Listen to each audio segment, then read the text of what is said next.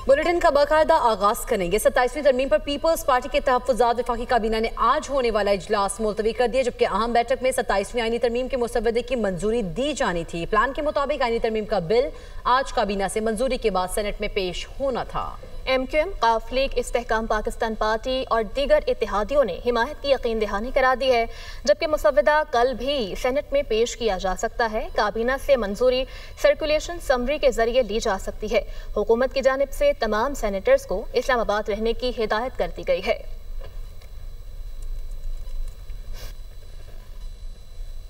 बिलावल भुट्टो की ज़ेर-ए-सदार peoples party का CEC इजलास कुछ देर बाद कराची में होगा। इजलास में 27वीं आईनी तरमीम पर मुशावरत होगी। आईनी अदालत और दीगर मुजव्वज़ा तरामीम पर बात होगी, जबकि नून लीग क़यादत के साथ राब्तों पर भी गुफ्तगू होगी। इसी पर बात करेंगे। मोहम्मद अशद हमारे साथ मौजूद हैं। मोहम्मद अशद, आगाह कीजिएगा, इजलास का बाकायदा आगाज़ कब तक होगा? जी बिल्कुल, देखिए मुजव्वज़ा 27वीं आईनी तरामीम के हवाले से गुज़िश्ता रोज़ बिलावल हाउस कराची में पाकिस्तान पीपल्स पार्टी की सेंट्रल एग्जीक्यूटिव कमेटी का इजलास जो था वो तकरीबन 4 घंटे से ज़ायद जारी रहा, लेकिन ये इजलास बिला नतीजा ख़त्म हुआ। दुनिया न्यूज़ पहले दिन से ही ये रिपोर्ट कर रहा था कि पाकिस्तान पीपल्स पार्टी की जो है 18वीं तरमीम और इसके साथ साथ सूबाई खुद मुख्तारी के हवाले से सख्त स्टांस है और उनकी जानिब से यही मौक़िफ़ इख्तियार किया जा रहा है कि वो किसी भी तौर इसमें छेड़छाड़ बर्दाश्त जो है इन कवानीन में वो बर्दाश्त नहीं की जाएगी। ऐसा ही हुआ। गुज़िश्ता रोज़ जैसे ही CEC का इजलास बिला नतीजा ख़त्म हुआ तो बिलावल भुट्टो ज़रदारी ने प्रेस कॉन्फ्रेंस की, बड़ी नपी तुली कैलकुलेटेड प्रेस कॉन्फ्रेंस की, जिसमें उन्होंने दो टोक कहा कि जो आर्टिकल 243 है वो उसको CEC की जानिब से एक्सेप्ट कर लिया गया है, पाकिस्तान पीपल्स पार्टी उसको एक्सेप्ट करती है, लेकिन इसके अलावा जो दीगर जो तरामीम है उसको पीपल्स पार्टी मुस्तरद करती है, जिसमें ख़ास तौर पर NFC का जिक्र था और जो दीगर जो तरामीम है उसके हवाले से बिलावल भुट्टो की जानिब से बातचीत की गई। ताहम जो आईनी अदालतें हैं उस पर उनका कहना था कि तमाम तर सूबों का इसमें मसावी उसमें जो हिस्सा है होना चाहिए और आज पीपल्स पार्टी की सेंट्रल एग्जीक्यूटिव कमेटी का इजलास अब से कुछ देर बाद फिर शुरू होगा और उसमें आईनी तरामीम, आईनी अदालतों के हवाले से जो है इस पर तफसीली जो है इजलास कुछ ही देर बाद दोबारा शुरू होगा। मोहम्मद अशद आगाह कर रहे थे, आपका शुक्रिया। आपको बताएं कि स्पीकर कौमी असेंबली सरदार हयात सादिक से बैरिस्टर गौहर की सरबराही में PTI वफ्द की मुलाकात हुई। साबिक स्पीकर कौमी असेंबली असद कैसर और पार्टी के दीगर रहनुमा भी मुलाकात में मौजूद थे। PTI ने महमूद खान अचकज़ई का बतौर अपोजिशन लीडर नोटिफिकेशन फौरी तौर पर जारी करने का मुतालबा किया। स्पीकर कौमी असेंबली ने कहा कि मामला सुप्रीम कोर्ट में ज़ेर समात है, जैसे ही वहाँ से फैसला आता है गौर करेंगे। स्पीकर हयात सादिक को तहरीक इंसाफ को पार्लियामेंट में तामीरी किरदार अदा करने की दरख्वास्त, मुल्क को मसाइल से निकालने के लिए तमाम जमहूरी क़ुव्वतों का साथ बैठना नागुज़ीर है। बतौर स्पीकर हुकूमत और अपोजिशन के ताल्लुकात में बेहतरी के लिए किरदार अदा करने को तैयार हूँ। मुल्की मुफाद में होने वाली कानून साजी में भी अपना मुस्बत किरदार अदा करे। ज़राए के मुताबिक PTI ने हुकूमत से ताउन को महमूद खान अचकज़ई को अपोजिशन लीडर बनाने से मशरूत कर दिया, जबकि स्पीकर हयात सादिक इस हवाले से सुप्रीम कोर्ट से अहकामात के बाद फैसला करेंगे। 27वीं आईनी तरमीम पर काफ़ी हद तक इत्तफ़ाक़ राय हासिल कर लिया गया है। वफाकी वज़ीर आना तनवीर हुसैन ने कहा कि 1-2 पॉइंट्स पर पार्टियां आपस में मुशावरत कर रही हैं। 27वीं आईनी तरमीम में क्या क्या ला रहे हैं, काफ़ी लंबी चौड़ी बात है। वफाकी काबीना का इजलास दोबारा बुलाया जाएगा। क्या क्या ला रहे हैं वो लंबी चौड़ी बात है, लेकिन उस पर कंसल्टेशन हो रही है। इंशाल्लाह जल्दी हम दोबारा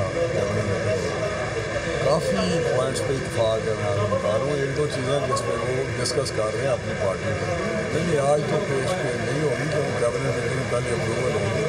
कल दोबारा कैबिनेट मीटिंग बुलाएंगे, अप्रूवल लेके फिर उसके बाद।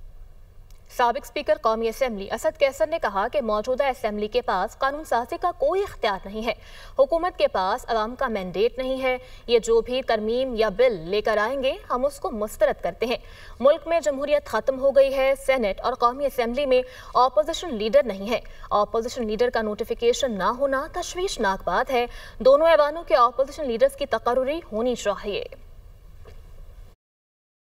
आप जो है ना रातों रात ट्वीट करते हैं और फिर जो है ना उसके ऊपर हफ्ते के अंदर जो है ना वो आईनी तरामीम लाए जाते हैं, तो ये तो आइन के साथ खिलवाड़ है, ये तो बहुत जुल्म है।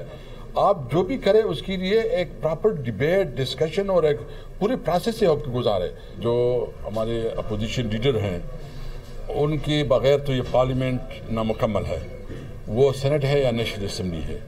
اور جب اس پارلیمنٹ نامکمل ہوتی ہے تو اس کی کوئی کارروائی کی کوئی قانونی حیثیت نہیں ہے.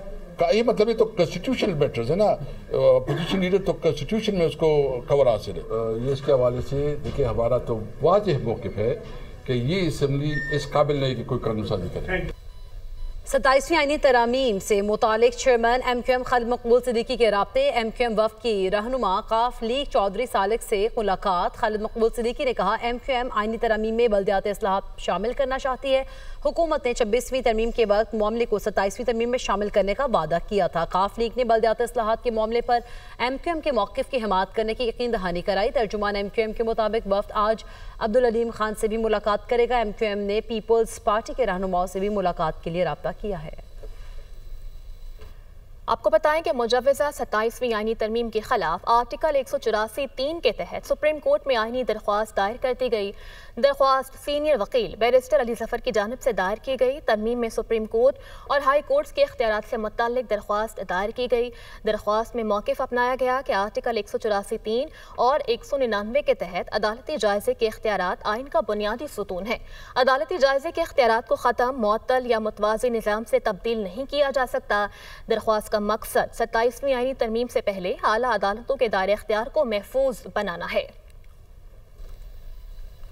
سپریم کورٹ میں سول سروس رول سے متعلق کیس کی سماعت کے دوران 27ویں آئینی ترمیم پر ججز اور وکلاء کے درمیان دلچسپ مقابلہ ہوا اور جسٹس امین الدین خان نے استفسار کیا کہ یہ کیس آج ختم ہو جائے گا، جس پر وکیل فیصل صدیقی نے جواب دیا کہ انہیں نہیں لگتا کہ معاملہ آج مکمل ہو سکے گا. فیصل صدیقی نے نام لیے بغیر 27ویں آئینی ترمیم کا ذکر کیا اور درخواست کی کہ کیس کا فیصلہ آج ہی کر دیا جائے گا. وہ وفاقی شرعی عدالت کی بلڈنگ میں اس کیس پر دلائل نہیں دینا چاہتے. ان کے ریمارکس پر بینچ کے ججز مسکرا دیے. جسٹس جمال مندوخیل نے تبصرہ کرتے ہوئے کہا کہ گزشتہ رات آپ کے حق میں کچھ پیش رفت ہوئی ہے. فیصل صدیقی نے کہا کہ انہیں کوئی شبہ نہیں کہ سپریم کورٹ کا کوئی کچھ نہیں بگاڑ سکتا. جسٹس جمال نے ریمارکس دیے کہ اگر ایمان اتنا مضبوط ہے تو فکر کیسی. جسٹس امین الدین خان نے کہا کہ عدالت آئین کی پابند ہے. آئینی بینچ نے کیس کی سماعت 2 ہفتوں کے لیے ملتوی کر دی. اور 27ویں آئینی ترمیم کے بعد آئینی عدالت کی ممکنہ تشکیل اور جگہ کے انتخاب سے متعلق بڑی پیش رفت ہوئی ہے. ممکنہ ترمیم کے بعد آئینی عدالت کی منتقلی شریعت کورٹ کی جگہ کرنے کی تجویز. ذرائع کے مطابق شریعت کورٹ کے لیے اسلام آباد ہائی کورٹ کا 3rd فلور خالی کروانے کا سلسلہ جاری ہے، جبکہ 3rd فلور پر فیڈرل شریعت کورٹ منتقلی کا امکان ہے. ہائی کورٹ 3rd فلور سے سامان دوسری جگہ منتقلی کا عمل جاری ہے. آپ کو بتائیں کہ استنبول میں پاکستان اور افغان طالبان کے درمیان مذاکرات پاکستانی وفد کی جانب سے ثبوتوں کے ساتھ مطالبات ثالثوں کے حوالے کر دیے گئے ہیں.